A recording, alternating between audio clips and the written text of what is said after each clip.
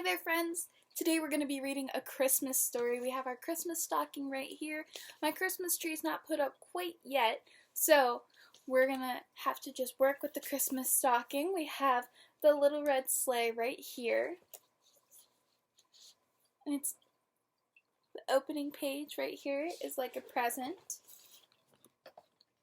I'm going to take our dust cover off that protects the book, makes it a little easier to turn pages. Here we have the cover, the title page, Little Red Sleigh. In a quiet corner of a cozy Christmas shop, there was a little red sleigh, as bright as Christmas morning. She wasn't very big, and she wasn't very fast. And she was very young for a sleigh.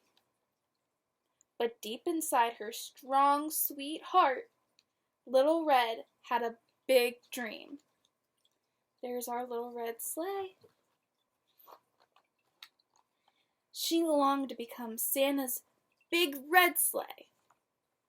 See? Look, right there. They both have a heart on them. Let's go back to the other page. See? They both have a heart. They're both red.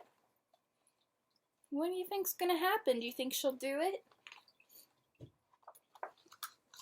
Everyone in the shop told Little Red that her dream would never come true. It was impossible. She was too small, too slow, and much too young. She couldn't fly, they said. So how could she possibly be Santa's sleigh? What do you think? Look at the snowman here with his orange and yellow scarf. Little Red wondered if these things might be true. Was she too small? Too slow? Too young? But she believed deep in her heart she could fly. Through the sky, she would soar like a bird. She could learn anything. She could be anything. And this Christmas, she was going to prove it. She would travel to the top of the world, find Santa Claus, and show everyone else what she was made of. So as winter fell, Little Red went north.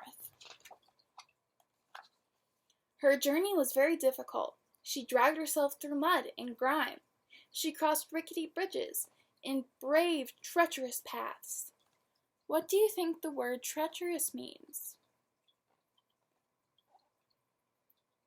If it was hard, rickety bridges don't sound very safe. Treacherous might be dangerous, right? Then she found some train tracks. "Where are you headed?" asked a friendly train. "The North Pole," said Little Red. "Off to see the big man, huh?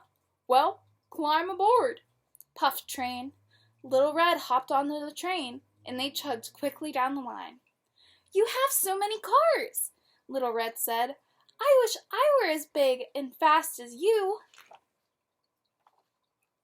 "I wasn't always so big and so fast," said the train.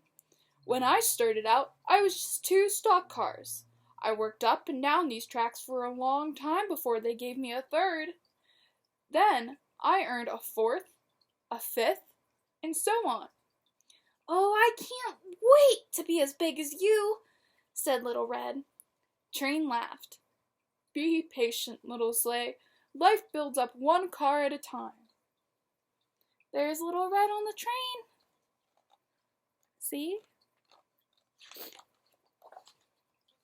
As they streamed north, the ground gradually changed from softly rolling hills to vast icy mountains.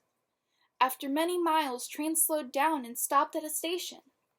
"This is as far as I go," he said, "but over the ledge you'll find Yellow Truck, who can help you go further." "Oh, thank you," said Little Sleigh. As she slid down the hill, she saw a bright yellow truck loaded with Christmas trees. "Hello," said the Little Red Sleigh. "Can you show me the way to the North Pole?" "Happy to," Yellow Truck said. "I'm headed there myself. To deliver these Christmas trees to the big man, hop on." In the truck, Little Red snuggled between trees surrounded by the sweet scent of pine. Yellow Truck drove down a narrow road, rounding curves, dodging holes, and gliding smoothly over bumps. "Wow!" said Little Red. "I wish I could drive like you do." "Well, now," Yellow Truck said, "I wasn't always so. Used to be. No one thought I could make deliveries. Then one winter I took a load of trees to North. It was just a few, but the next time I got more trees, then more and more. Life seems to build up one tree at a time." That's kind of like what the train said, one car at a time. Interesting. That afternoon, snow began to fall. Ice covered the roads. Yellow Truck's tires slipped and slid.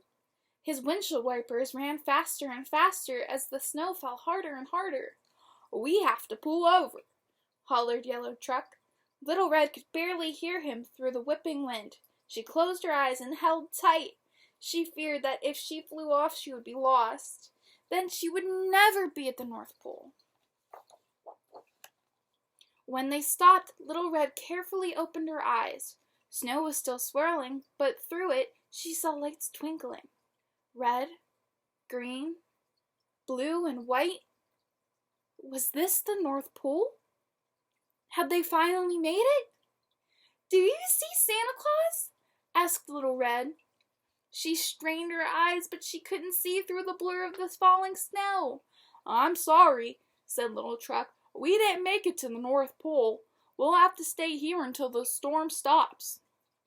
Little Red nestled deep into the bed of Christmas trees, thankful for the shelter. But as she watched the snow pile up and up, her heart fell heavy.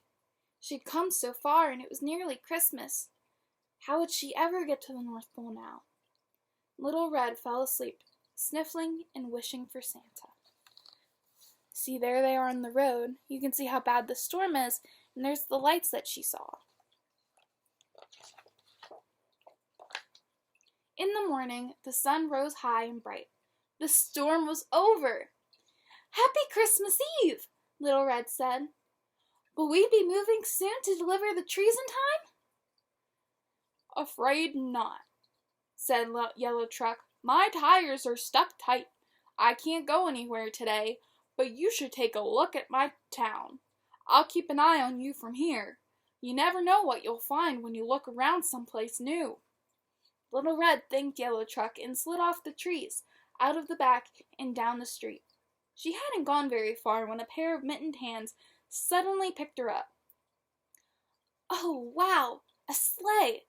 A little girl in purple parka hugged Little Red to her chest and held on tightly as she ran down the street and up the top of the hill.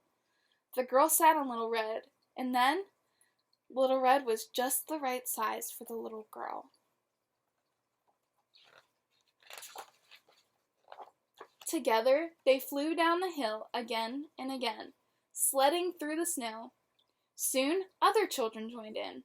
Little Red played all day, helping each child soar through the air, watching their faces light up with joy. "This is what it feels like to fly. I'm doing it," said Little Red, her heart bursting with pride. At supper time, the girl in the purple parka brought Little Red back home. When Little Red closed her eyes that night, at the end of Christmas Eve, she felt like she was still flying. See, there they are, the girl in the purple parka, which is like a coat, keeps you warm, and Little Red. The next day on Christmas morning, Little Red woke up and sighed. She hadn't made it to the North Pole. She hadn't made it to Santa Claus. And now it was too late. Little Red was so disappointed, she started to cry. But then she noticed a small red envelope tucked beside her, and it was addressed to her.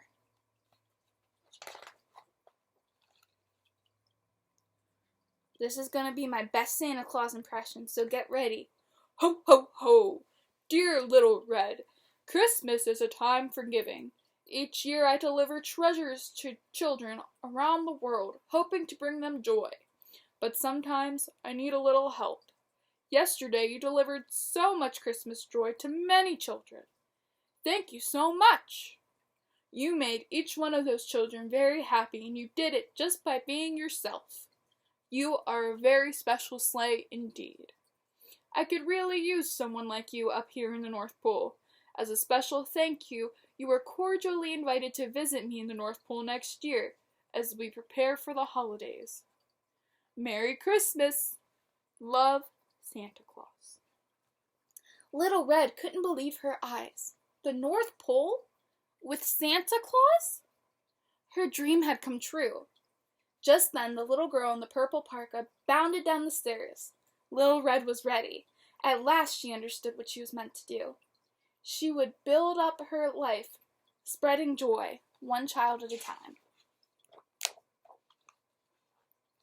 Merry Christmas. There's Santa and there's Little Red flying across the sky. The end. Thank you so much for reading with me, friends. I hope you have a very Merry Christmas and Happy Holidays to you and your family. Bye.